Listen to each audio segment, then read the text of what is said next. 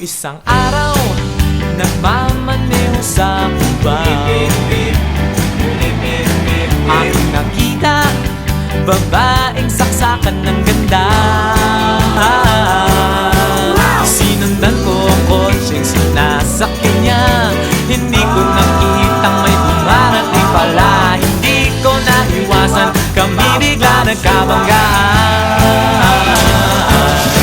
Nung magkamalay, ay nasa ospital na ako. Nasikaso ng doktor na pili ng nanay ko. Biglang-bigla na lang ang nurse nandyan na, at para kong nakitang anghel sa ganda. Kahit nagdidiliyo, itong nasabi ko sa kanya: Ale, nasa langit na ba